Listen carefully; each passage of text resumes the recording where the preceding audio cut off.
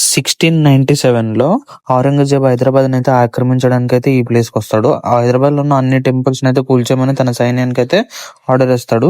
But Karman ghat అనే temple కి మాత్రం కొంచెం పెంకు కూడా అయితే కదపలేరు. ఇంకా డైరెక్ట్ గా ఔరంగజేబే అయితే ఈ గుడిని కూల్చడానికి అయితే వస్తాడు. బట్ గుడి లోపలికి ఎంట్రీ ఇలా ఇచ్చేటప్పుడు అతనికి ఒక బేస్ వాయిస్ లో, నువ్వు ఈ గుడిని కూల్చాలనుకుంటే మనసులో దృఢంగా అంటే కర్మన్ ఘాట్ వినిపిస్తుంది. అప్పుడు ఔరంగజేబ్ అక్కడి నుంచి భయంతో పారిపోతాడు. సో అప్పటి నుంచి ఇది కర్మన్ ఘాట్ అని పిలవడం అయితే జరిగింది.